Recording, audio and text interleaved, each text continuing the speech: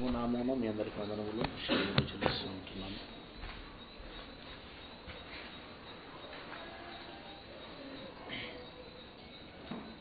దావీదు యొక్క కోరిక మేరకి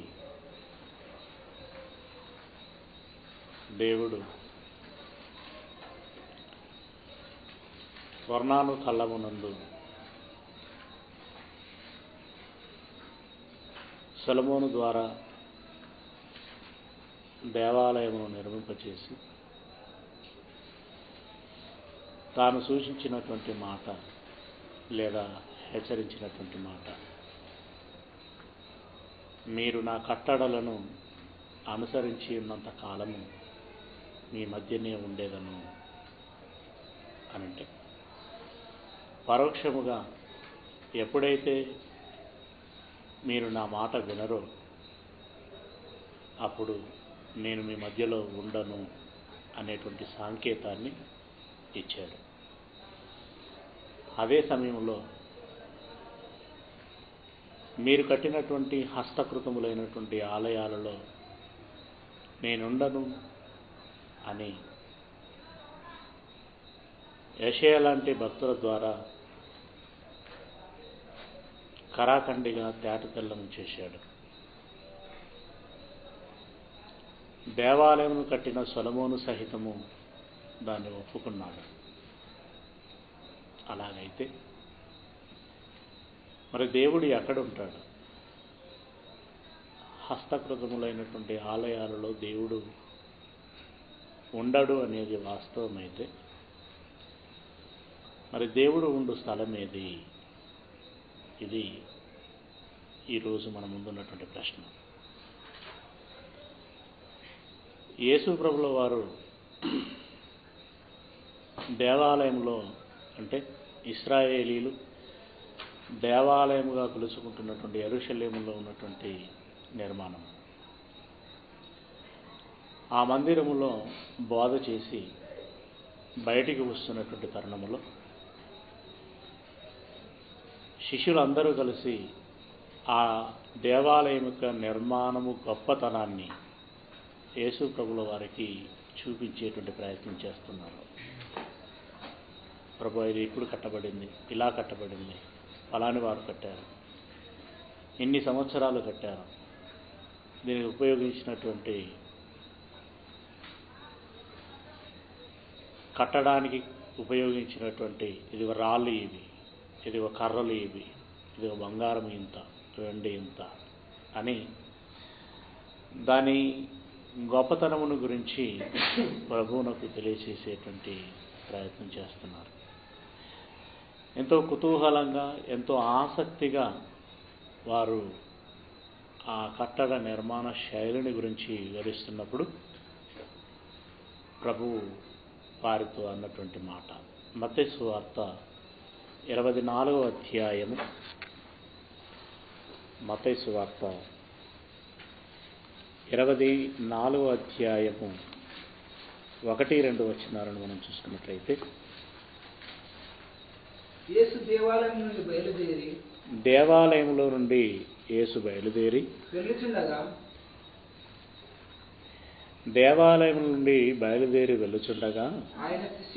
ఆయన శిష్యులు ఆ దేవాలయపు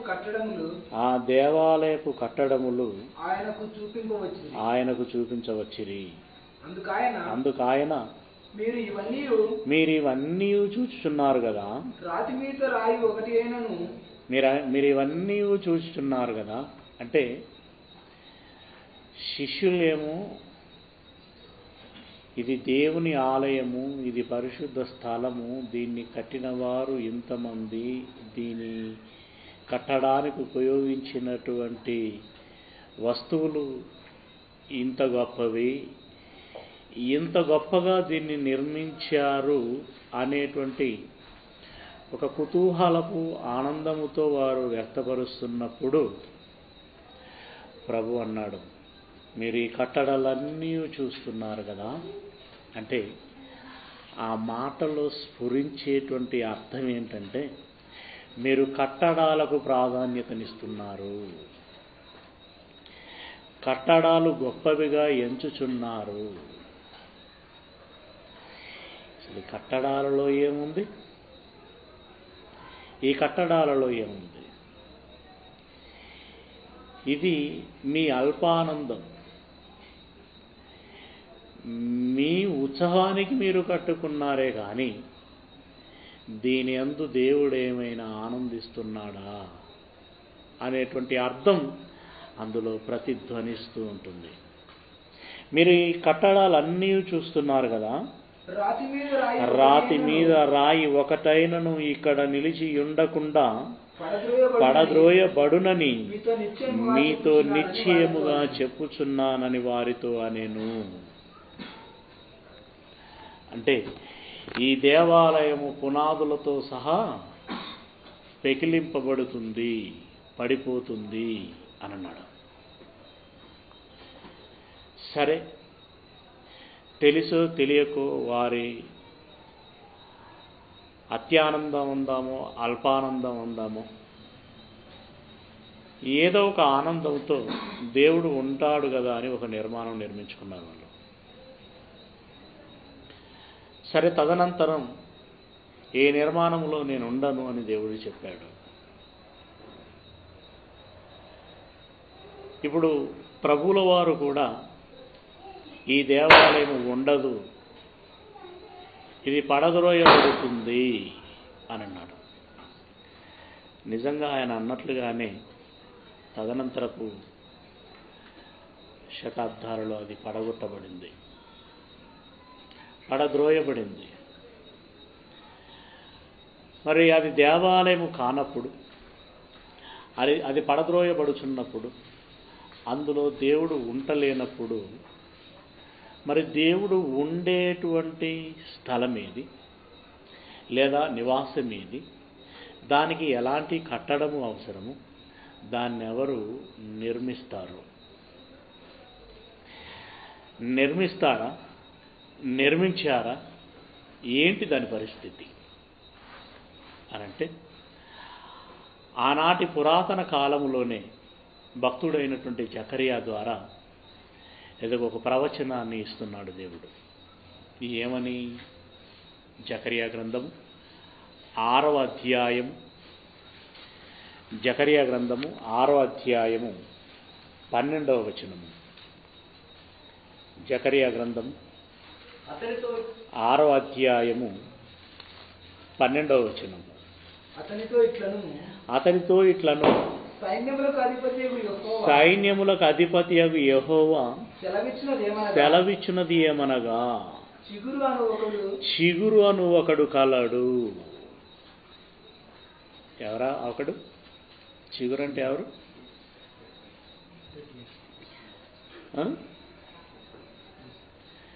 చిగురు అంటే ఎవరు అంటే, చిగురు అనగా యేసు ప్రభువు, దావీదు గోత్రములో నుండి రాబోతున్నవాడు అని దాని అర్థం. చిగురు అనగా యెషై మొద్దు అని అంటాడు. ఆ మొద్దునకు ఒక చిగురు వస్తుంది అని అన్నాడు. ఆ చిగురే క్రీస్తు. ఇదిగో చిగురు అని ఒకడు కలడు అంటే దాని అర్థం యేసు అనేటువంటి ఒకడు కలడు. అతడు తన స్థలములో నుండి చిగుర్చును అంటే ఎదుగును. అంటే ఎక్కడ నుండి ఎదుగుతాడు? బెత్లెహేము నజరేతులో నుండి ఎదుగుతాడు. అతడు యెహోవా ఆలయము కట్టును అన్నమాట. సొలొమోను కట్టింది ఆలయము కాదు, యరొబాము కట్టింది ఆలయము కాదు. తదనంతరము ఎజ్రా నెహమ్యాలు కట్టినవి ఆలయాలు కావు.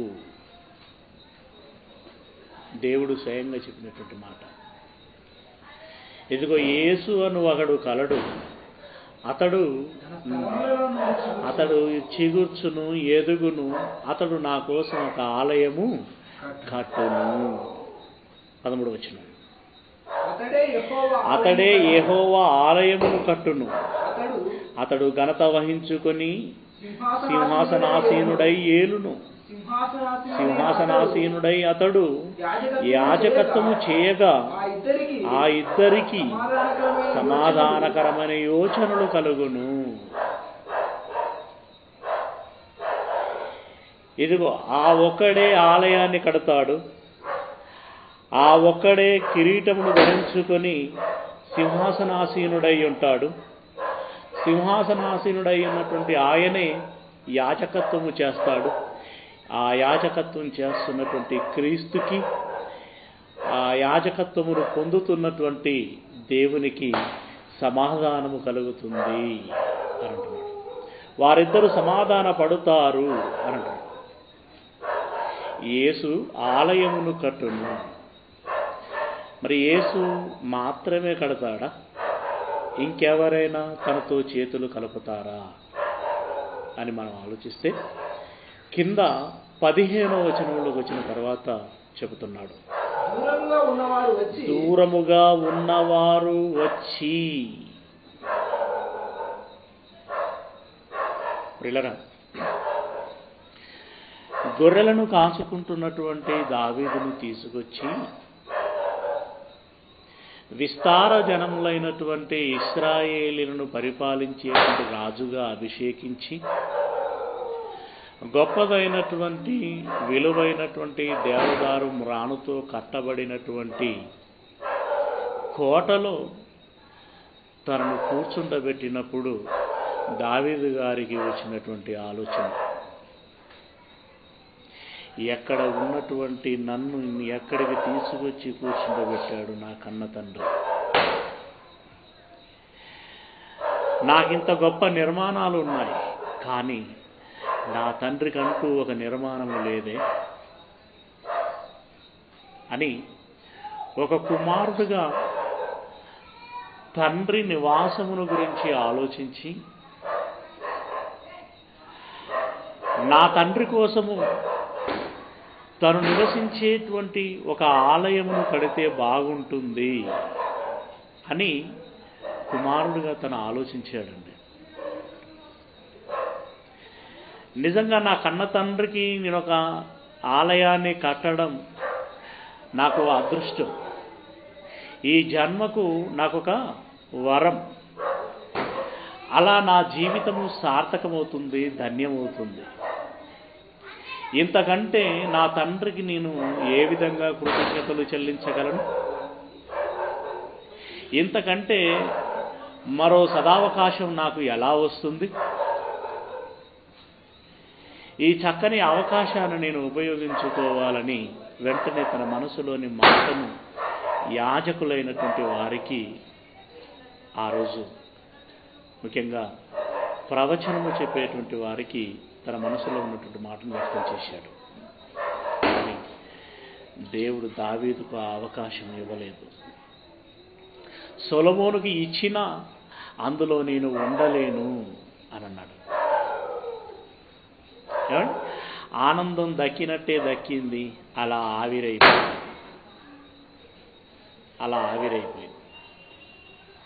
ఇక తదనంతరము ఇదిగో చిగురు అను ఒకడు పుడతాడు, అతడు నాకు మందిరమును లేదా ఆలయమును కట్టును. అంటే అప్పటి వరకు కన్న తండ్రిని సమగ్రంగా అర్థం చేసుకున్నవాడు లేడన్నమాట. అతనికి ఏది అనుకూలమైనటువంటి స్థలమో ఎరగలేకపోయారన్నమాట. దాన్ని నిర్మించగలిగేటువంటి సమర్థత ఎవరికి లేకపోయిందన్నమాట. యేసు ప్రభువులు వారు మాత్రమే దేవుణ్ణి అర్థం చేసుకున్నారు. ఆయన మాత్రమే ఆయనకు అనుకూలమైనటువంటి నిర్మాణం ఏదో తెలుసుకోగలిగారు. ఆయన మాత్రమే ఆ నిర్మాణమునకు అంకురార్పణ చేయగలిగేటువంటి శక్తి సామర్థ్యములు కలిగి ఉన్నటువంటి వాడు.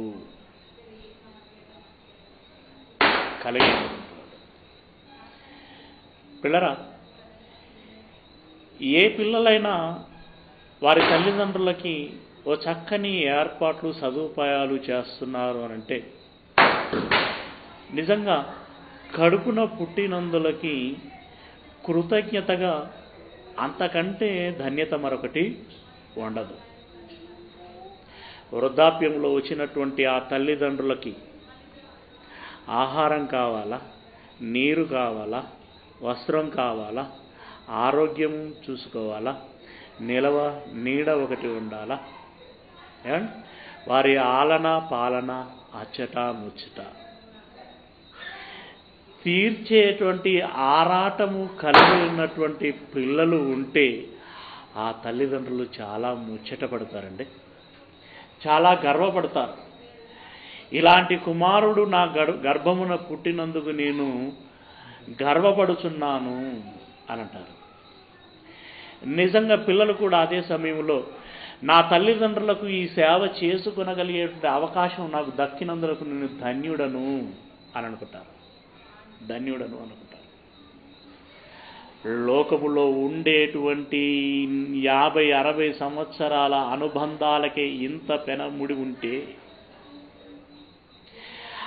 అనంతకాలము కలిగి ఉండేటువంటి సంబంధం దేవునిది, భక్తులది, తండ్రిది, పిల్లలది. మనలను గురించి ఆలోచించి మనలను కావాలనుకొని మన కోసం ఇంత చేసి పెంచి పెద్ద చేసినటువంటి ఆ దేవుని నివాస స్థలము ఏదని ఎరిగి దాన్ని నిర్మించాలనేటువంటి ఆశ కలిగి ఆ నిర్మాణములో కీలకమైనటువంటి పాత్ర పోషించగలిగేటువంటి అవకాశము ఏ పిల్లలకైతే దొరుకుతుందో నిజంగా వారి జీవితము ధన్యమైనట్లు. పిల్లరా, మరి అలాంటి అవకాశం ఎవరికి వస్తున్నది? ఎవరు దేవునికి ఆలయాన్ని నిర్మించబోతున్నారు అనంటే అందులో ప్రథముడు, ప్రారంభికుడు యేసు ప్రభు అనేటువంటి విషయం మనకు అర్థమవుతున్నది. మరి తనతో పాటుగా ఇంకెవరికి ఆ ఆలయాన్ని నిర్మించగలిగేటువంటి అవకాశం వస్తుంది?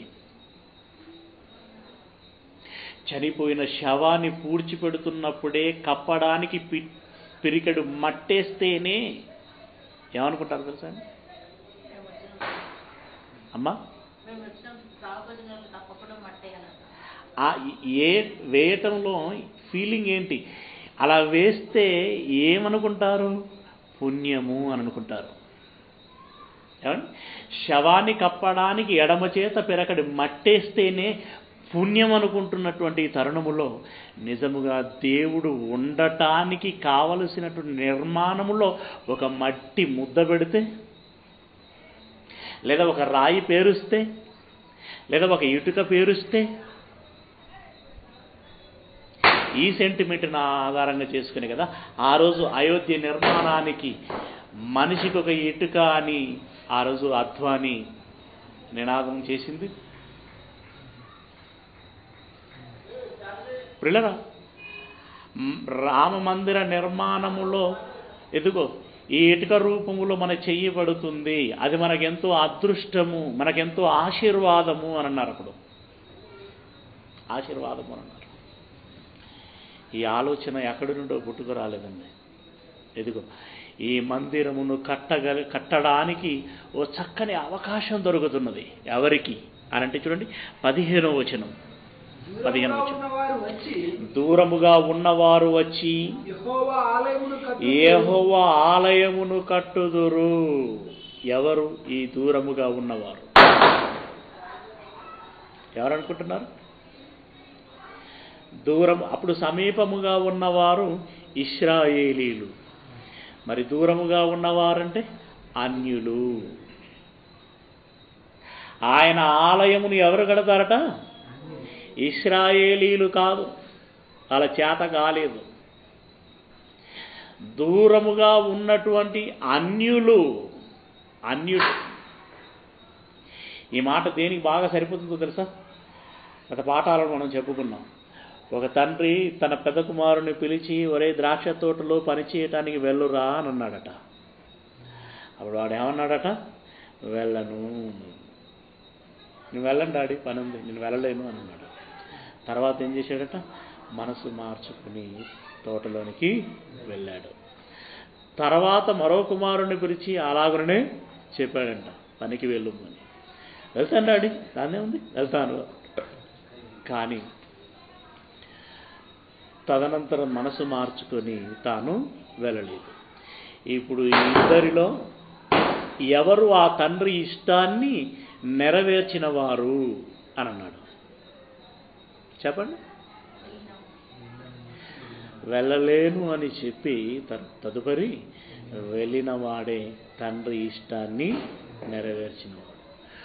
మేము కడతాము అని అన్నారు ఇశ్రాయేలు, కానీ కట్టలేకపోయారు. ఆయన దేవుడా?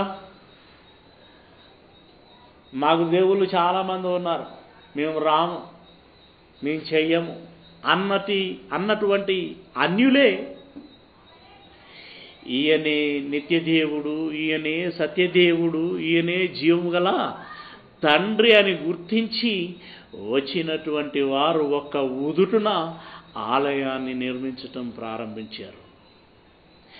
అయితే ఇప్పుడు చెబుతున్నటువంటి మాట కట్టబోయేటువంటి సందర్భాన్ని చెబుతున్నాడు.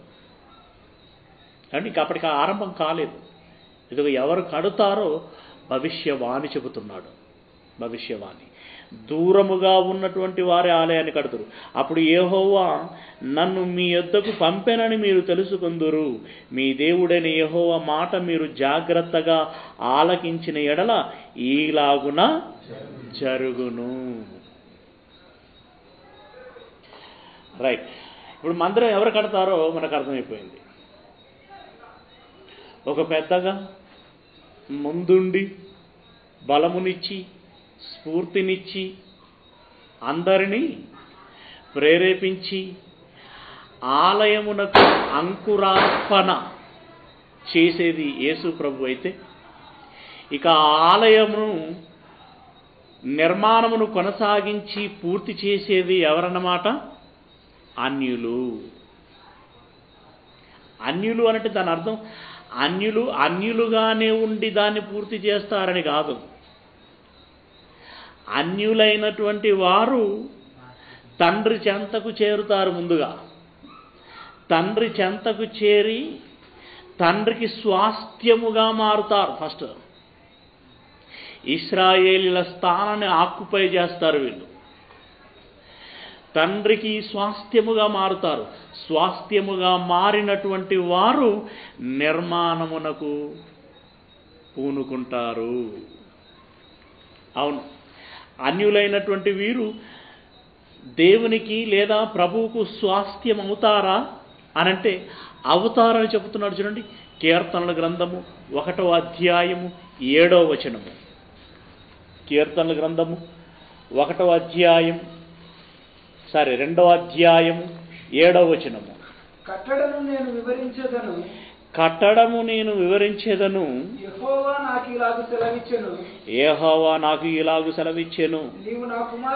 యేసు ప్రభుతో అంటున్నాడు, నీవు నా కుమారుడవు, నేడు నిన్ను కనియున్నాను, నన్ను అడుగుము, జనములను నీకు స్వాస్థ్యముగాను భూమి దిగంతముల వరకు నీకు సొత్తుగాను ఇచ్చేదను. ఏంటట? జనములను స్వాస్థ్యముగా ఇచ్చేదను అని అన్నాడు. యేసు ప్రభుల వారికి చెప్తున్నాడు, నీకు జనములను స్వాస్థ్యముగా ఇచ్చేదను. అవును, ఇప్పుడు ప్రభు యొద్దకి స్వాస్థ్యముగా వచ్చినటువంటి వారెవరు? ఏమండి? దేవాలయమును నిర్మించిన వారు ఎవరు ఒకటైతే, ఇప్పుడు ఆ దేవాలయములోనికి వచ్చేవారు ఎవరు? ఆ దేవాలయములోనికి వచ్చేవారు ఎవరు ఆలోచించగలిగితే, మీకా గ్రంథము 4వ అధ్యాయము 1వ వచనము. మీకా గ్రంథము 4వ అధ్యాయము 1వ వచనము. అంత్యదినములలో యెహోవా మందిర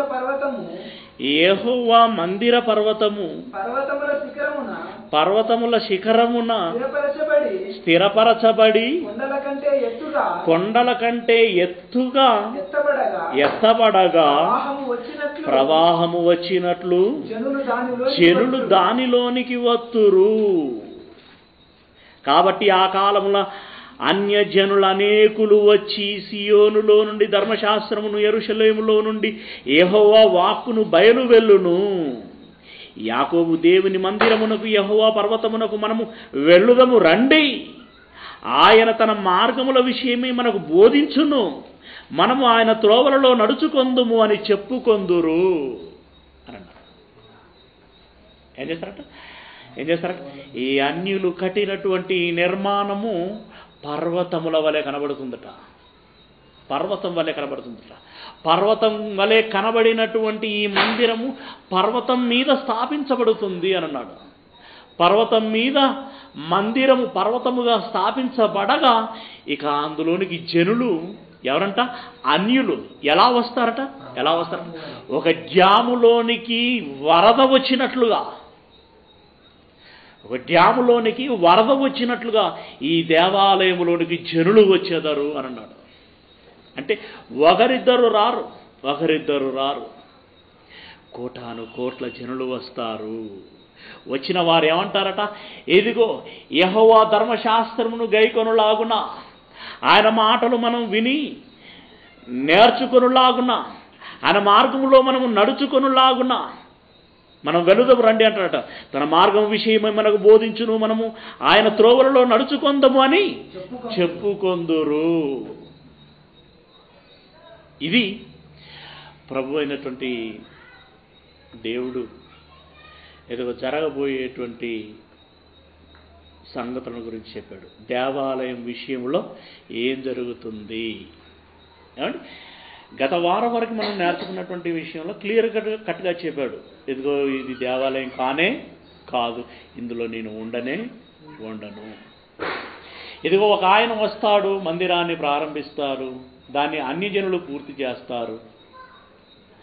ఆ ఆలయములోనికి వారే వరదగా వస్తారు అని చెప్తున్నాడు.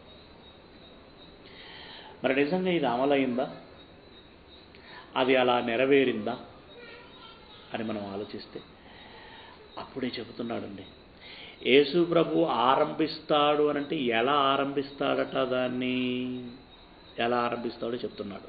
అదే యెషయా గ్రంథంలో 28వ అధ్యాయము 16వ వచనాన్ని మనం చూడగలిగినట్లయితే, యెషయా గ్రంథం 28వ అధ్యాయము 16వ వచనము. ప్రభువు యెహోవా ఈలాగు సెలవిచ్చుచున్నాడు, సియోనులో పునాదిగా రాతిని వేసిన వాడను నేనే. దేవుడు చెప్తున్నాడు. పునాది వేసింది ఎవరట? దేవుడే. అమ్మయ్య, దేవుని నివాసానికి పునాది రాయిని వేసుకుంటున్నది దేవుడే. యెహోవా సియోనులో పునాదిగా రాతిని వేసేవాడనని నేనే అని చెబుతున్నాడు. ఆ తర్వాత అది పరిశోధింపబడిన రాయి, అమూల్యమైన తలరాయి, బహుస్థిరమైన పునాది అయిన మూలరాయి అయి ఉన్నది. విశ్వసించిన వాడు కలవరపడడు, లేకపోతే కలవరపడతాడు. ఇదేంటి అని అనుకుంటాడు. పునాది వేసేవాడు దేవుడైతే పునాయి రాయి ఒకటి ఉందట. ఆ రాయి మూలరాయి అట. అది బలమైనదట, అది కదిలింపబడదట. అంతటి బలమైనటువంటి మూలరాయి. ఇక ఈ మూలరాయిని బట్టే కదా మిగతా నిర్మాణం అంతా జరిగేది. మూలరాయిని బట్టే కదా. ఇంతకీ ఆ మూలరాయి ఎవరు? మీరు ఇదివరకు పాఠం ఉన్నారు కాబట్టి ఓకే, అది మనసులో పెట్టు. మూలరాయి యేసుక్రీస్తు. అంటే ఇప్పుడు ఈ నిర్మాణం ఎవరితో ఆరంభమవుతున్నదనమాట? ఏసేది దేవుడైనా ఆ నిర్మాణములో ఒక రాయి ఉంది. ఆ మొదటి రాయి ఎవరన్నమాట? క్రీస్తు యేసు.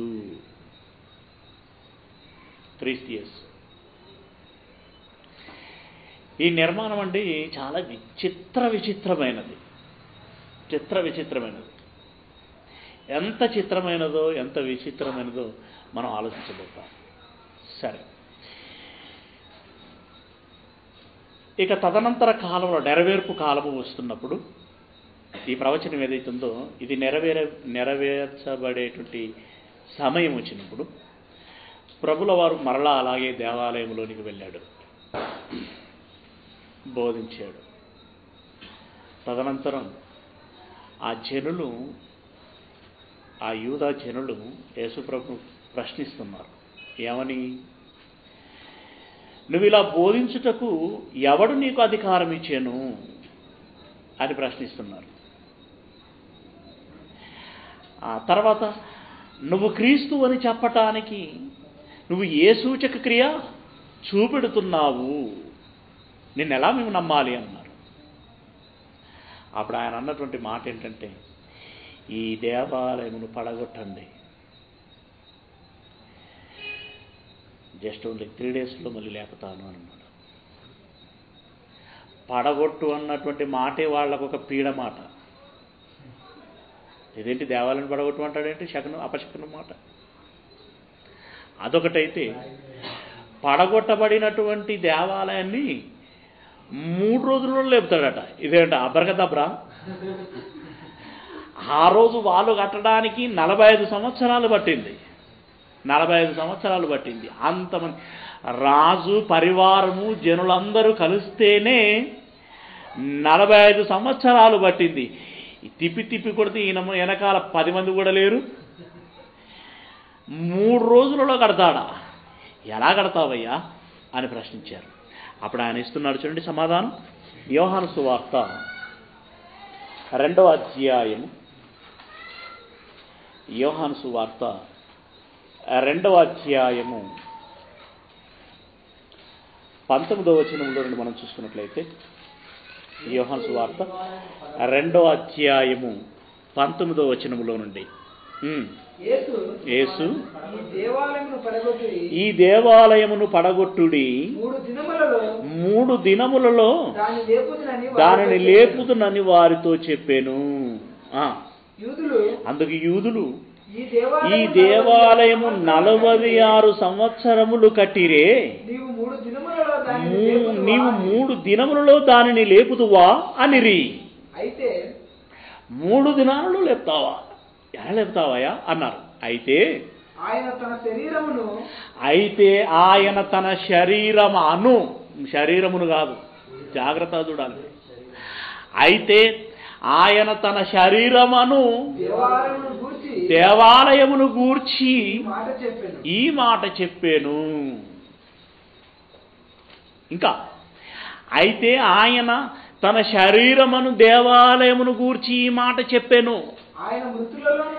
ఆయన చనిపోయి సమాధి చేయబడి తిరిగి లేచిన తర్వాత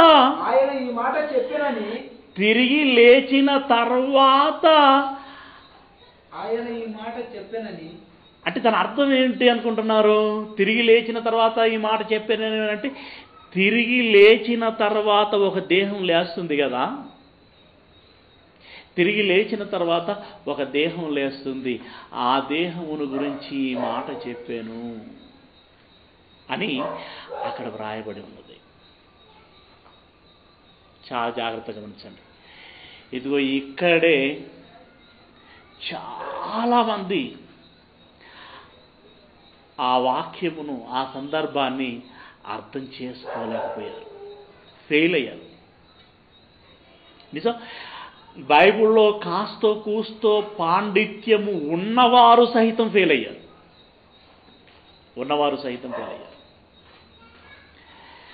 ఇక్కడ ఏమనుంది? 3 దినాలలో దాన్ని లేపుతాను అని అంటే వాళ్ళు ఆశ్చర్యపడితే వాళ్ళకు అర్థం కాలేదు. అసలు ప్రభువు చెప్పింది ఏంటంటే తన శరీరమును దేవాలయమును గురించి చెప్పాడు. 3 దినాలలో లేపుతానని ఎలా చెప్పాడు అనంటే, ఇదిగో చనిపోయిన తర్వాత, పాతి పెట్టబడిన తర్వాత ఆయన తిరిగి లేచింది 3 దినాలలోనే కదా, 3 దినాలలోనే దేహం లేపబడ్డది కదా. ఈ లేపబడినటువంటి దేహాన్ని బట్టే 3 దినాలలో లేపుతాను అని అన్నాడు. 3 దినాలలో లేపుతానన్నటువంటి ఈ దేవాలయము ఏది అనంటే లేపింది శరీరాన్ని కనుక ఆ దేవాలయము శరీరము. ఆ దేవాలయము శరీరము. కనుక దేవుని ఆలయము ఏది అనంటే ఈ దేహమే దేవుని ఆలయము అని అన్నారు. ఈ దేహమే దేవుని ఆలయము అని అన్నారు. నిజంగా రక్త మాంసములు కలిగినటువంటి ఈ శరీరము దేవుని ఆలయమా? ఈ ఆలయాన్ని గురించి అక్కడ చెప్పబడిందా? ఇక్కడ మాస్టర్ మైండ్ అవసరం.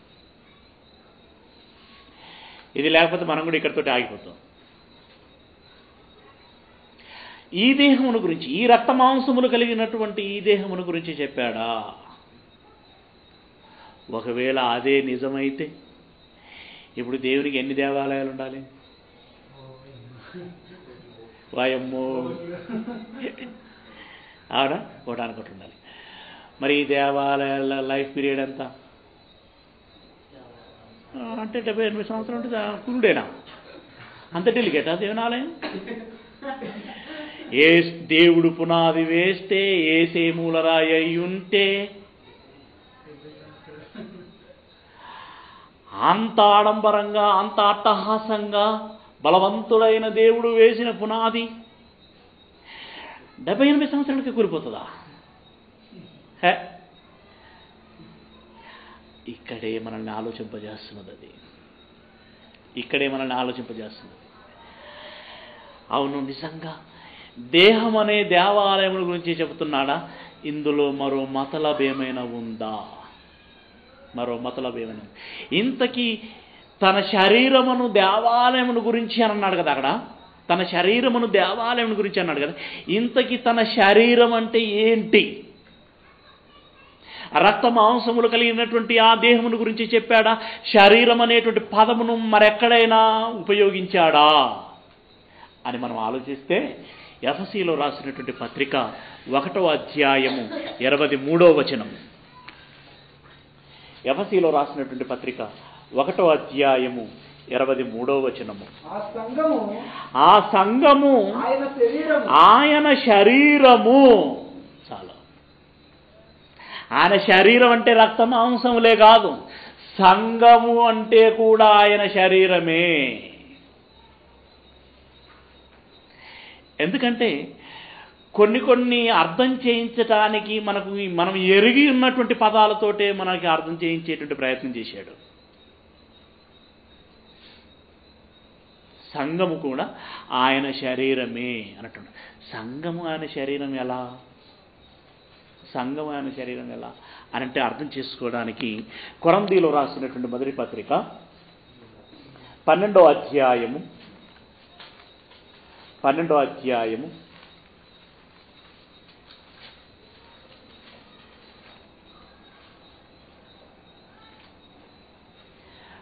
వచనంలో నుండి నేను చదువుతాను, మీరు వినండి. ఏలాగు శరీరము ఏకమై ఉన్నను అనేకమైన అవయములు కలిగి ఉన్నదో, ఏలాగు శరీరము యొక్క అవయములన్నీ అనేకములై ఉన్నను ఒక్క శరీరమై ఉన్నవో అలాగే క్రీస్తు ఉన్నాడు. ఎలాగనగా యూదులమైనను గ్రీసు దేశస్థులమైనను దాసులమైనను స్వతంత్రులమైనను మనమందరము ఒక్క శరీరములోనికి ఒక్క ఆత్మయందే బాప్తిసం పొందితిమి. మనమందరము ఒక్క ఆత్మను పానం చేసిన వారమైతిమి. శరీరం ఒక్కటే, అవయముగా ఉండక అనేకమైన అవయములుగా ఉన్నది. నేను చెయ్యి కాను గనక శరీరంలోని దానను కానని పాదము చెప్పినంత మాత్రమున శరీరములోనిది కాకపోలేదు. మరియు నేను కన్ను కాను గనక శరీరములోని దాని కానని చెవి చెప్పినంత మాత్రమున శరీరములోనిది కాకపోలేదు. శరీరం అంతయు కన్నైతే వినుట ఎక్కడా? అంతయు వినుట అయితే వాసన చూసుట ఎక్కడా? అయితే దేవుడు అవయములలో ప్రతి దానిని తన చిత్త ప్రకారము శరీరములో ఉంచెను. అవన్నీ ఒక్క అవయవమైతే శరీరం ఎక్కడా?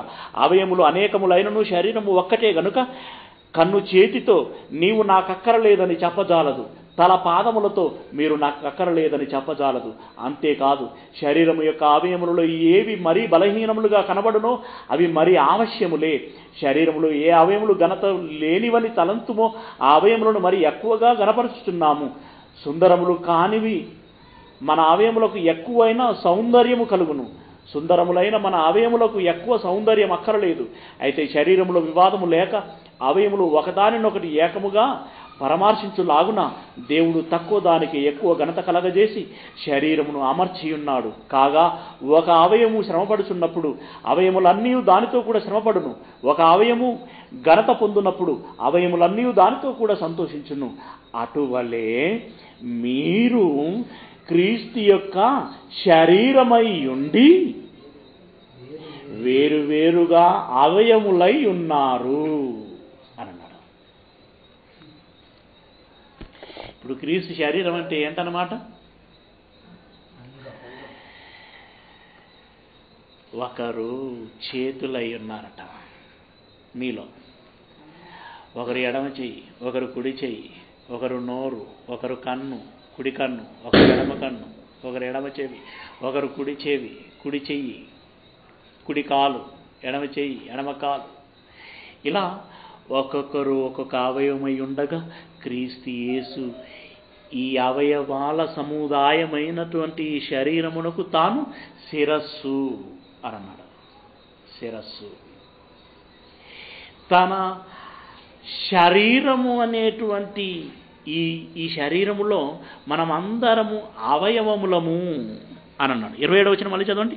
క్రీస్తు యొక్క శరీరమై ఉండి వేరువేరు అవయవములమై ఉన్నాము. మనం అందరము కలిస్తే ఆయన దేహమట. మనమందరము కలిస్తే ఆయన శరీరము. ఆయన శరీరము. ఇది భౌతిక సంబంధముగా ఆలోచించడానికి వీల్లేదు. ఏమండి? ఇది ఆధ్యాత్మికంగా ఆలోచించవలసినటువంటి విషయం. ఇదిగో మనమందరము కలిస్తే ఆయన శరీరము. దేవుడైనా ప్రభు అయినా ఎప్పుడైనా భౌతిక సంబంధమైన శరీర సంబంధమైన సంగతుల గురించి లేదా క్షయమైపోయేటువంటి తాత్కాలిక సంబంధమైనటువంటి సంగతుల గురించి ఎప్పుడైనా బోధించారు వాళ్ళు? వారు ఎప్పుడు బోధించలేదు. ఎప్పుడైనా ఆత్మ సంబంధమైన ఏమండి అక్షయ సంబంధమైన శాశ్వతమైనటువంటి సంగతుల గురించి వారు మాట్లాడారే తప్పితే అశాశ్వతమైనటువంటి సంగతుల గురించి వారు ఎప్పుడూ మాట్లాడలేదు. మనకు కూడా అదే గైడ్లైన్ ఇచ్చారు. క్షయమైపోయేటువంటి దాని గురించి మీరు కష్టపడకండి, శాశ్వతమైనటువంటి దాని గురించి అనగా అక్షయమైనటువంటి దాని గురించి మీరు కష్టపడండి అని అన్నాడు. రైట్. ఇప్పుడు ఆయన దేహం అంటే ఏదన్నమాట, శరీరం అంటే ఏదన్నమాట అని అనలేదే. ఇంకా మీరు అడ్వాన్స్ అవుతున్నారు. ఆయన దేహం అంటే ఎవరన్నమాట? మనమే. అంతేనా? దేవుని ప్రజలే యేసు దేహం. అవును. ఇంకొక మాట, కొలస్సీలో రాసిన పత్రిక 1వ అధ్యాయము, కొలస్సీలో రాసినటువంటి పత్రిక 1వ అధ్యాయం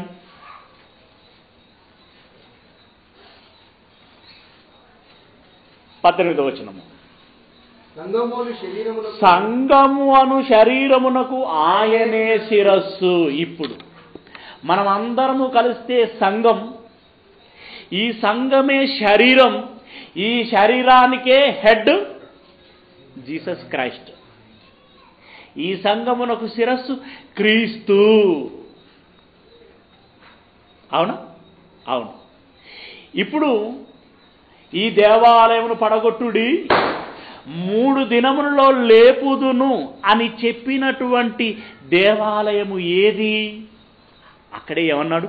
వాళ్ళకు అర్థం కాక తికమక పడి నువ్వు ఎలా లేపగలవు అని వారు అడిగితే తన శరీరమును దేవాలయమును గురించి ఈ మాట చెప్పాను అని అన్నాడు. తన శరీరమును దేవాలయమును గురించి ఈ మాట చెప్పాను. తన శరీరము ఏ శరీరము? రక్తమాంసములు కలిగిన శరీరమా? ఇదిగో మనమందరము అవయములుగా ఉన్నటువంటి శరీరమా? ఏ శరీరమును లేపుతానన్నాడు? లేదా ఏ శరీరమును, ఏ దేవాలయమును కడతాను అని అన్నాడు? ఏమండి? రక్త మాంసములు కలిగినటువంటి శరీరమును గురించి కాదక్కడ. ఇంకొకటి, తాను తిరిగి లేచిన తర్వాత సంగతిని గురించి చెబుతున్నాడు అని అన్నాడు. చూడండి అక్కడ. అవును, తాను తిరిగి లేచిన తర్వాత సంగతిని గురించి చెబుతున్నాడు. తాను తిరిగి లేచిన తర్వాత ఇదిగో మనము అవయవములుగా ఉన్నటువంటి శరీర నిర్మాణము ఆరంభమైందా? లేదండి, ఇది ఈ రక్త మాంసములకు వెళ్ళినటువంటి శరీరం గురించి చెప్తున్నాడు, మీరు అలా మాట్లాడతారేంటి అని అన్నారు అనుకోండి. అలాగైతే ఏమనాలి? మీరు నాకు దేవాలయములై ఉన్నారు అని అనాలి. అంతేనా? మీరు నాకు మీ దేహములు నాకు దేవాలయములై ఉన్నవి అని అనాలి. కానీ ఏమన్నాడు? కొరింథీయులకు రాసిన మొదటి పత్రిక 3వ అధ్యాయము 16వ వచనాన్ని మనం చూడగలిగినట్లయితే, మీరు బహువచనం, అది మీరందరూ కలిస్తే మీరు దేవుని ఆలయములై ఉన్నారు అని అనాలి అసలు యాక్చువల్గా అక్కడ. కానీ ఏమన్నాడు? మీరు దేవుని ఆలయమై ఉన్నారు. చాలు, మీరు దేవుని ఆలయమై ఉన్నారు అంటే మీరు అందరూ కలిస్తే దేవుని ఆలయం. ఎలా అంటే ఇందాక చదువుకున్నాం కదా కొరింథీ పత్రికలో ఏమని? మీరు ఒక్కొక్కరు ఒక్కొక్క అవయవమై ఉన్నారు, ఈ అవయవాలన్నీ కలిస్తే యేసు దేహం అవుతున్నది, ఆ దేహమే సంఘము. ఆ శరీరం అనేటువంటి దేవాలయమే దేవుని ఆలయము. ఇది ఇప్పుడు దేవుని ఆలయం ఏదన్నమాట. ఇప్పుడు దేవుని ఆలయం ఏది? బాగా ఇక్కడ కన్ఫ్యూజన్ బాగా మిమ్మల్ని ఇబ్బంది పెడుతూ ఉంటుంది.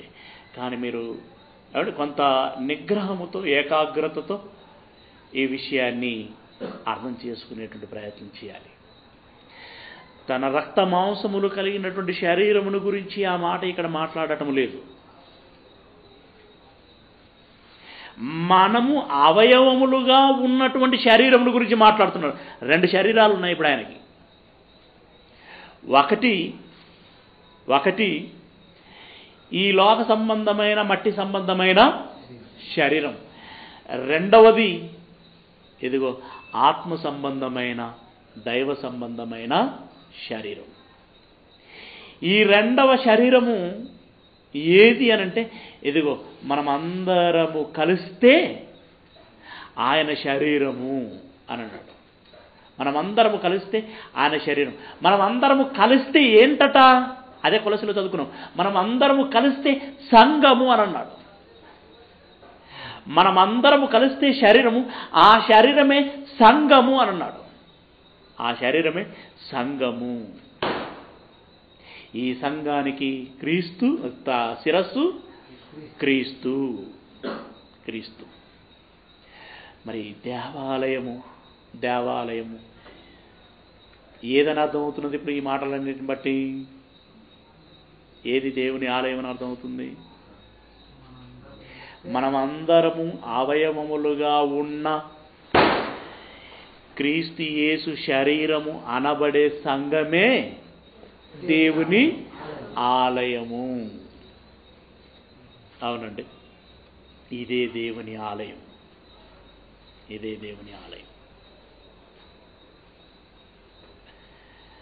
రక్త మాంసములు కలిగినటువంటి శరీరం గురించి ఆయన మాట్లాడలేదు. ఒకవేళ తిరిగి లేచినటువంటి తన దేహమును గురించి మాట్లాడితే యేసు శరీరము ఒక దేవాలయం అవుతుంది. పేతురు శరీరము ఒక దేవాలయం అవ్వాలి. అలా పౌలు శరీరం ఒక దేవాలయం అవ్వాలి. నీ శరీరం ఒక దేవాలయం కావాలి. నా శరీరం ఒక దేవాలయం కావాలి. ఇలా దేవునికి కోటానుకోట్ల ఆలయాలు అవ్వాలి. కానీ అలాగనలేదు. మనం ఇందాక చదువుకున్నటువంటి ఆ ప్రవచనాలలో కూడా ఏమని చెప్పబడింది? నా కోసం ఆలయమును కడుతారు అని అన్నాడా? ఆలయాలను కడుతారు అని అన్నాడా? ఆలయం ఒకటి, ఆలయమును కడుతారు అని అన్నారు. ఆ ఆలయమునకు నేనే పునాది వేస్తాను, ఆ పునాది రాయిని క్రీస్తు యేసును వేస్తాను అని అన్నాడు. అంటే ఆలయముల్లో ఒక రాయి క్రీస్తే ఒక దేవాలయము కాదు. ఆలయములలో ఒక రాయి క్రీస్తు, మరో రాయి పేతురు, ఇంకొక రాయి పౌలు, మరొక రాయి నేను, ఇంకొక రాయి నువ్వు, మీరందరూ, మనమందరం. ఇలా రాయి మీద రాయి పేర్చబడితే దేవుని ఆలయము అవుతుంది అని అన్నాడు. ఎఫెసీలో రాసినటువంటి పత్రిక 2వ అధ్యాయము, ఎఫెసీలో రాసినటువంటి పత్రిక 2వ అధ్యాయము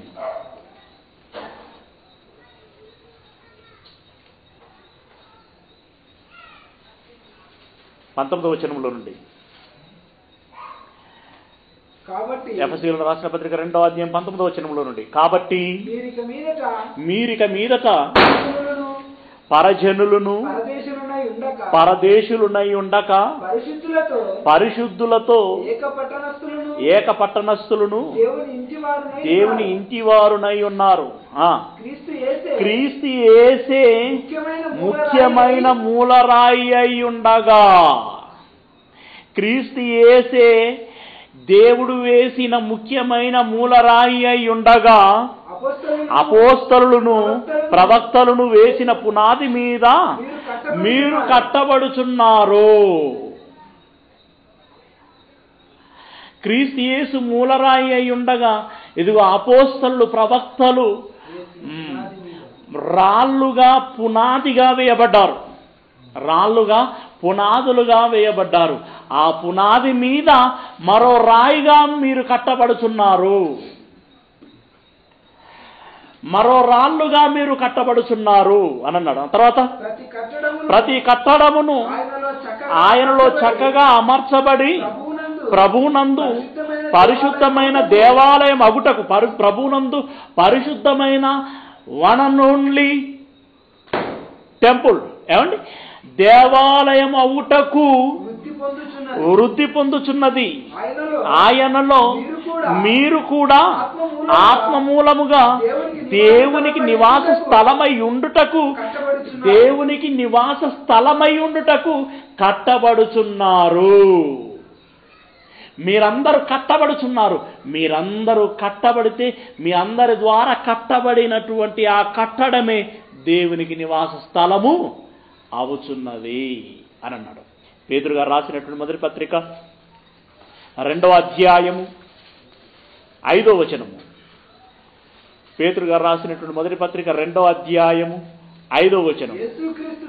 యేసుక్రీస్తు ద్వారా దేవునికి అనుకూలములగు ఆత్మ సంబంధమైన బలులను అర్పించుటకు పరిశుద్ధ యాజకులుగా ఉండునట్లు మీరును సజీవమైన రాళ్ల వలె నుండి ఆత్మ సంబంధమైన మందిరముగా కట్టబడుచున్నారు.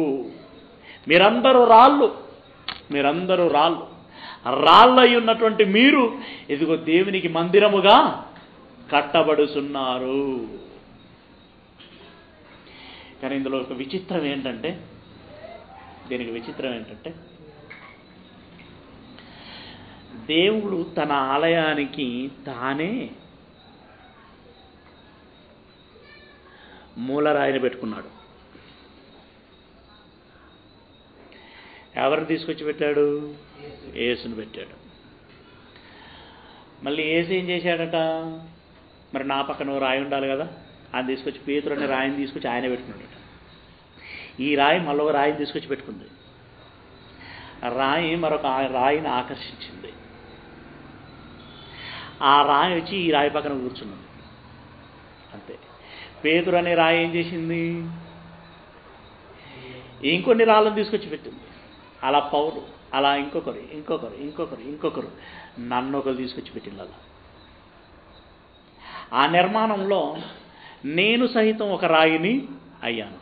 ఇప్పుడు నేను ఊరికే ఊరుకున్నానా? నేను ఊరుకోలేదు. నేను కొన్ని రాళ్ళను తీసుకొచ్చి అందులో పెట్టాను.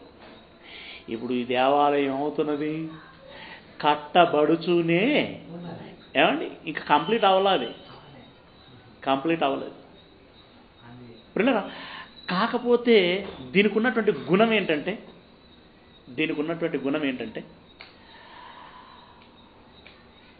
అది ఎప్పుడూ పరిపూర్ణమే, అది ఇంకా ఎప్పుడూ కట్టబడుతూనే ఉంటుంది.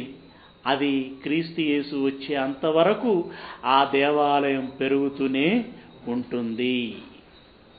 ఎలాగంటారా? ఒక చిన్న బుడగ బుడగ అంటే గుండ్రంగా ఉంటుంది. కంప్లీటెడ్గా ఉంటుందా, అన్కంప్లీటెడ్గా ఉంటుందా? కంప్లీటెడే. ఆ బుడగ దానిలోనికి ఇంకొంచెం గాలి పంపించాం, ఇంకా పెద్దదవుతుంది, సైజు పెద్దదవుతుంది. కంప్లీటెడా, అన్కంప్లీటెడా? కంప్లీటెడే. ఆ బుడగ ఇంకాస్త పెద్దగా అయిపోయింది. కంప్లీటెడా, అన్కంప్లీటెడా? కంప్లీటెడే. అది దాని ఎప్పుడు చూసినా కంప్లీటెడే, అయినా ఇంకా సైజు పెరుగుతూ ఉంటుంది. అది ఎలాగో దేవుని ఆలయము అలాగే, దేవుని ఆలయం అలాగే. మరి ఈ 3 దినములలో కట్టబడుతుంది అన్న మాట ఏంటి?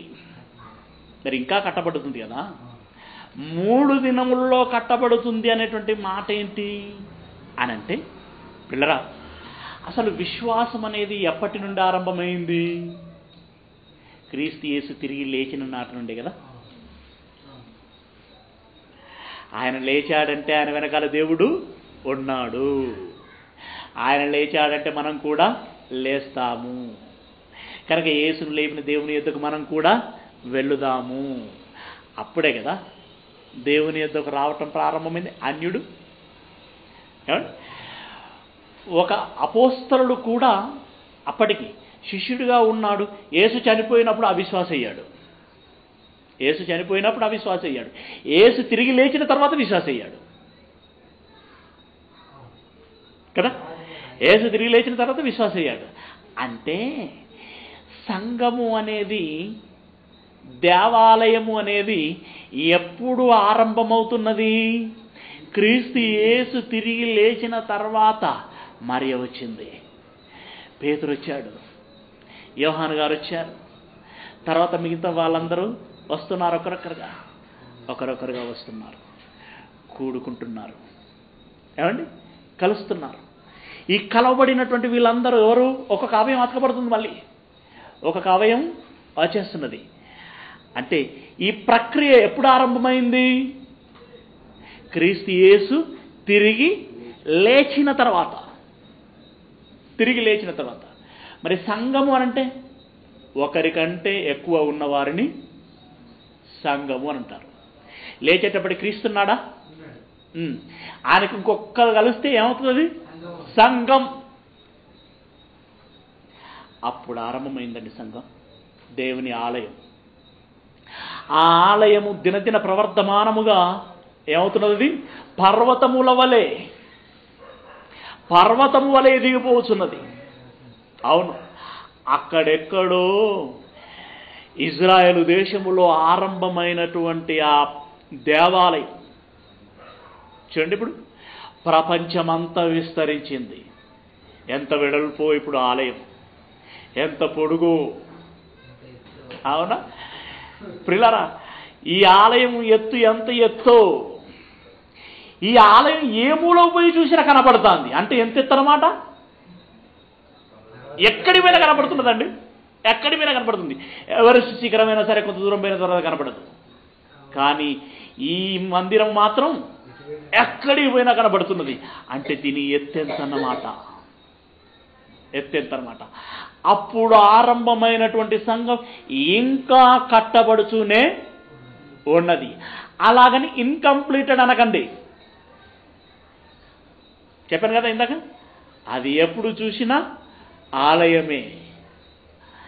యేసు కాలంలో చూసిన ఆలయమే, అపోస్తలుల కాలంలో చూసిన ఆలయమే, ఆ తదనంతరపు ఏ శతాబ్దంలో చూసిన ఆలయమే, ఈ 21వ శతాబ్దంలో చూసిన ఆలయమే. ఒక విశ్వాసి వస్తున్నాడు అనంటే, ఒక వ్యక్తి వస్తున్నాడు అనంటే ఒక రాయి పేర్చబడుతున్నది. ఇలా ఎప్పటి వరకు పేర్చబడుతుంది అనంటే క్రీస్తు యేసు వచ్చేంత వరకు పేర్చబడుతూ ఉంటుంది. ఈ సంఘమే దేవుని ఆలయము అంటున్నాడు. తిమోతికి రాసినటువంటి మొదటి పత్రిక 3వ అధ్యాయము, తిమోతికి రాసినటువంటి మొదటి పత్రిక 3వ అధ్యాయం 14వ వచనము. శీఘ్రముగా నీ యొద్దకు వస్తునని నిరీక్షించుచున్నాను, ఆయనను నేను ఆలస్యము చేసిన ఎడల దేవుని మందిరములో అనగా దేవుని మందిరములో అనగా జీవము గల దేవుని సంఘము అంటున్నాడు. మందిరం అంటే ఏదట? ఈ మట్టి ఇటుకలతో కట్టబడిన కట్టడము దేవుని ఆలయము కాదు. అది పరిశుద్ధ స్థలము అంతకంటే కాదు. ఈ రాళ్ళు విశ్వాసులు అనేటువంటి రాళ్లతో కట్టబడిన కట్టడమే దేవుని ఆలయం, అనగా సంఘమే దేవుని ఆలయము, సంఘమే దేవుని పరిశుద్ధ స్థలం, సంఘమే దేవుని పరిశుద్ధ స్థలం. అలాగని అన్ని సంఘాలు, ఈరోజు కుల సంఘాలు ఉన్నాయి, ఉద్యోగ సంఘాలు ఉన్నాయి, పరపతి సంఘాలు ఉన్నాయి, కార్మిక సంఘాలు ఉన్నాయి. ఈ సంఘాలన్నీ దేవుని ఆలయాలు కాదు. అలాగే క్రైస్తవ్యములో కూడా నకిలీ సంఘాలు ఉన్నాయి, డూప్లికేట్. వాడు సంఘ పెద్ద అంటాడు, వాళ్ళు ఒక్క లక్షణం ఉండదు. ఇప్పుడు ఆ సంఘం అవుతుందా? కాదు. మేము క్రైస్తవులం అంటారు, అన్యుల కంటే అధ్వానంగా జీవిస్తారు, అది సంఘం అవుతుందా? కాదు. నేను దైవజనుడని అంటాడు, డబ్బు లేకుంటే ప్రార్థన చేయను అని అంటాడు. ఆయన దైవజనుడు అవుతాడా? అవడు. అది సంఘం అవుతుందా? అవదు. ఇలాంటి నకిలీ సంఘాలు చాలా ఉన్నాయి. అవన్నీ కొట్టేయాలి, ఎర్రపెన్ను పట్టుకోండి. తర్వాత మిగిలేవి అసలు సిసలైన నికార్సత్తువి కొన్ని కనబడతాయి మనకి. ఆ వాల్యూస్ అన్నీ ఉండాలండి. ఏ వాల్యూస్ ఉండాలి? ఎదుగో ఈ 27 పుస్తకాలలో చెప్పబడినటువంటి ప్రతి విలువ ఆ సంఘములో ఉండాలి. ముఖ్యంగా సంఘ పెద్దల క్వాలిఫికేషన్ అని తిమోతికి చెప్తాడు చూడండి. ఆ క్వాలిఫికేషన్స్ అన్నీ ఉండాలండి, అప్పుడే అది సంఘము. మరి ఇలాంటి వారు ఎంతమంది ఉన్నారు? తక్కువ ఉంటుంది. ఈ తక్కువైనా మొత్తముగా ఆలోచించినప్పుడు అది విశ్వ సార్వత్రిక సంఘముగా చాలా పెద్దదిగా కనబడుతుంది, చాలా పెద్దదిగా కనబడుతుంది. ప్రియులారా, పోయినవారు పోగా ఉన్నవారే. మరి ఇప్పుడు మీరు అక్కడ సరే, ఇది నిజంగా ఈ సంఘాలన్నీ దేవుని సంఘమేనా, దేవాలయమేనా అని మనం ఆలోచించాలి. ఇక్కడ సంఘాలు అని మనం పిలుచుకుంటాం, కానీ దేవునికి సంఘమే, సంఘాలు కాదు. అంటే ఇవన్నీ ఏమవ్వాలి? క్రీస్తు యేసు వచ్చినప్పుడు ఇవన్నీ కూడా మమేకము అయిపోతాయి. విశ్వ సార్వత్రిక సంఘం. ఆ సంఘం ఏం సంఘం అయి ఉండాలి? అది క్రీస్తు యేసు శరీరం అనే సంఘమై ఉండాలి. ఇదిగో క్రీస్తు యేసు సంఘములన్నీ మీకు వందనములు చెప్పుచున్నవి అంటే భూమి మీద ఉన్న సంఘాలన్నీ ఏం సంఘాలై ఉండాలి? క్రీస్తు యేసు సంఘములై ఉండాలి. పీటర్స్ చర్చ్ అన్నాడంటే దాని అర్థం అయిపోయింది, ఇది సంఘము కాదు. సెయింట్ మేరీ చర్చ్ అంటే ఏంటి దాని అర్థం? అయిపోయింది, ఇది క్రీస్తు యేసు సంఘము కాదు. బాప్టిస్ట్ చర్చ్ అంటే ఏంటి? అయిపోయింది. పెంతెకోస్తు చర్చ్ అంటే ఏంటి? అయిపోయింది. ఇవన్నీ సంఘాలు కానే కాదు. కేవలం క్రీస్తు యేసు వార్తను బట్టి క్రీస్తు యేసును బాప్తిసం తీసుకొని క్రీస్తు యేసును ధరించుకున్న వారందరూ క్రైస్తవులుగా ఉండాలి. ఈ సంఘము క్రైస్తవ సంఘముగా ఉండాలి, క్రీస్తు యేసు సంఘముగా ఉండాలి. అదే దేవుని ఆలయము, అదే దేవుని ఆలయం. ఇప్పుడు చెప్పండి మరి ఇప్పుడు ఈ సంఘాల పరిస్థితి ఏంటో చెప్పండి. ఇప్పుడు దేవుని యొక్క ఆలయముగా కట్టబడటానికి చేర్చబడిన రాళ్ళేనా ఇవి? దేవుని ఆలయము మధ్యలోనే పడగొట్టాలని నకిలీ రాళ్ళను తీసుకొచ్చి పెడతాంది సాతాను. శుద్ధ కట్టు రాళ్ళను, మరం రాళ్ళను. ఏమవుతాయి ఆ రాళ్ళు? కొంచెం గట్టిగా వానపడితే కూలిపోవాలనేది దాని ఎత్తుగడ. అది కనిపెట్టాలి. నువ్వు ఒక రాయిని తీసుకొచ్చేటప్పుడు ఇది అసలు సిసలైన నికార్సత్ క్వాలిటీ కలిగినటువంటి రాయా, లేదా విడిపోయేటువంటి నకిలీ రాయా చూడాలి. అలా రాళ్ళుగా మనం అందరము చేర్చబడితే మనమే దేవుని సంఘము. ఏమండి? హెబ్రీయులకు రాసిన పత్రిక 3వ అధ్యాయము 6వ వచనం. హెబ్రీయులకు రాసిన పత్రిక 3వ అధ్యాయము 6వ వచనం. అయితే క్రీస్తు కుమారుడై ఉండి ఆయన ఇంటి మీద నమ్మకముగా ఉన్నాడు. ధైర్యమును నిరీక్షణ వలన ఉత్సాహమును తుదమట్టుకు ఎవడైతే స్థిరముగా చేపడతాడో, తుదమట్టుకు స్థిరముగా చేపట్టిన ఎడల మనమే ఆయన ఇల్లు. మనమే, నేనే కాదు, నువ్వే కాదు, మనమందరము కలిస్తే ఆయన ఇల్లు. ఇది దేవుని ఇల్లు అండి. ఎంత బాగా చూసుకోవాలి మనం. అది ఎంత బాగుండాలి? పరిశుద్ధంగా ఉండాలి. నకిలీ రాళ్ళు అందులోకి రాకూడదు. అపరిశుద్ధత అక్కడికి చేరకూడదు. చార్మినార్ గోడకి రసాయనాల ఎఫెక్ట్ అవుతున్నదట, అంటే పొల్యూషన్ ఎఫెక్ట్ అవుతున్నదట. అలా ఎఫెక్ట్ అయితే అది దాని పటిష్టతని ఏమవుతుందట, త్వరగా కోల్పోయే ప్రమాదము ఉంటుంది అని చెప్పేసి మళ్ళీ వీళ్ళు ఏం చేస్తున్నాడు, మళ్ళీ కెమికల్ ట్రీట్మెంట్ అని చేస్తున్నారు. అవునా? ఇప్పుడు దేవుని ఆలయము చాలా గొప్పగా ఉండాలండి. ఆయన పరిశుద్ధుడు కనుక ఆయన ఆలయము, ఆయన నివాస స్థలం కూడా ఏమై ఉండాలి? పరిశుద్ధమై ఉండాలి. ఒకవేళ పొల్యూటెడ్ అయిన రాళ్ళు ఏమైనా కనపడ్డాయనుకోండి ఈ నిర్మాణంలో, మీరు వెంటనే ఏం చేయాలి? ట్రీట్మెంట్ స్టార్ట్ చేయాలి.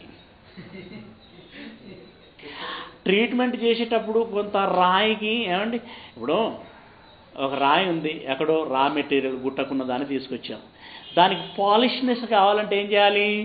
ముందు కొయ్యాలి, కర్ర అని కొయ్యాలి దాన్ని.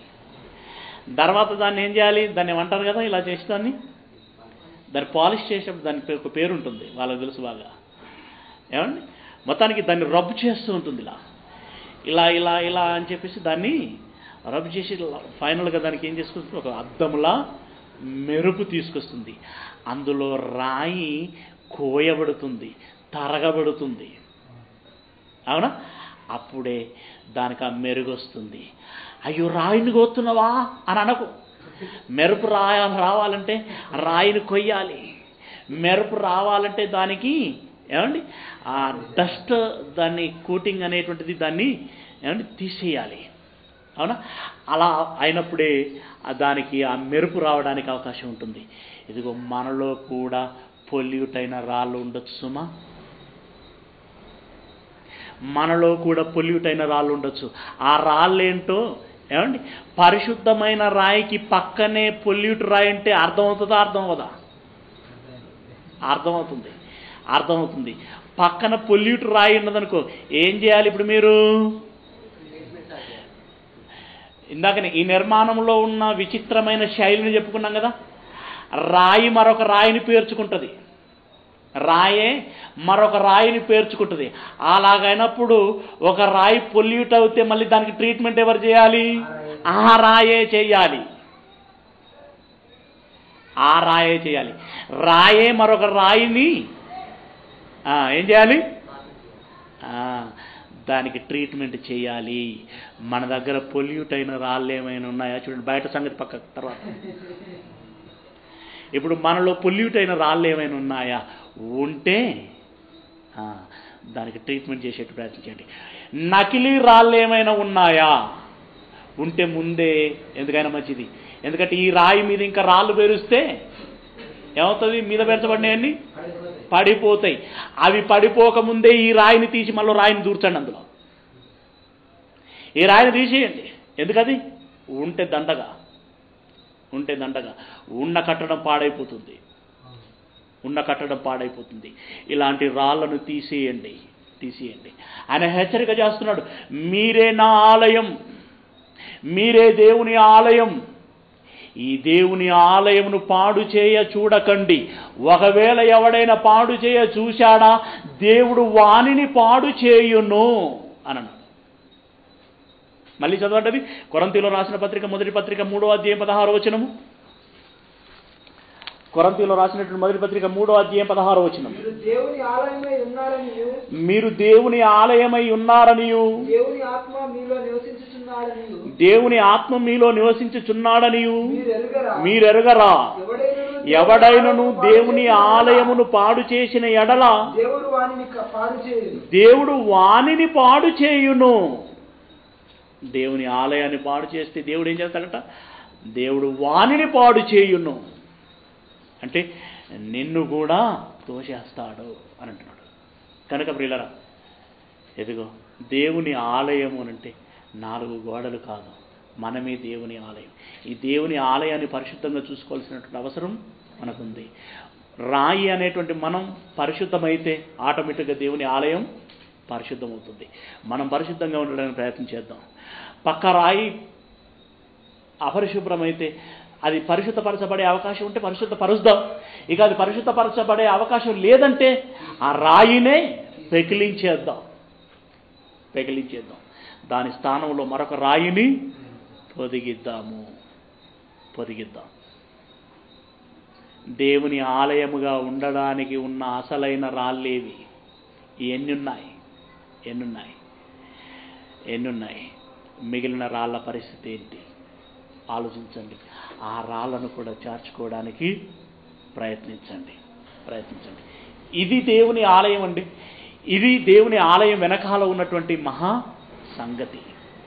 ఇది ఎరగనటువంటి ఎంతోమంది అమాయకులు 4 గోడలే దేవాలయము అని భావించి, అదే పరిశుద్ధమైన స్థలం అని భావించి అక్కడికే వెళ్ళి కాసేపు గడిపి పూజలు చేసి ఆరాధన చేశామని తల వంచి ప్రార్థన చేసి వస్తే ధన్యము అని అనుకుంటున్నారండి.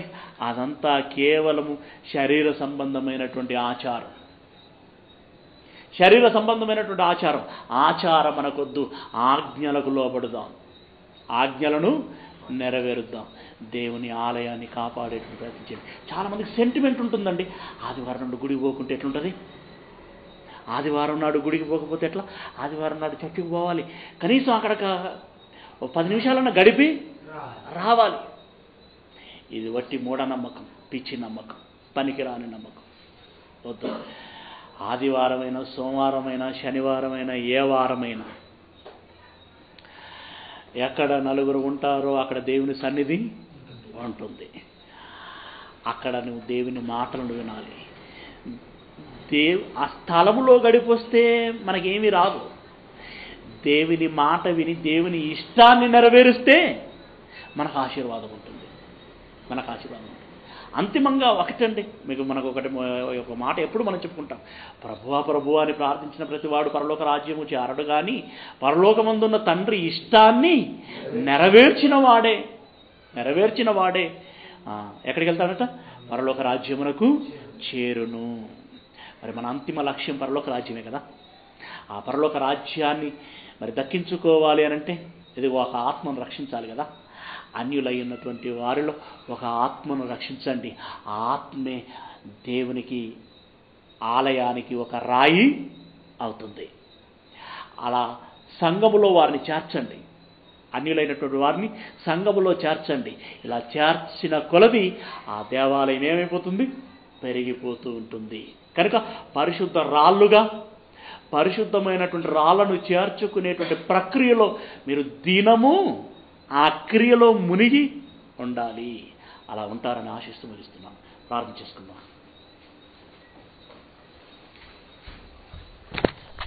సర్వోన్నతమైనటువంటి మా దేవుడా మీ పాత్రను నాకు తెలుస్తుంది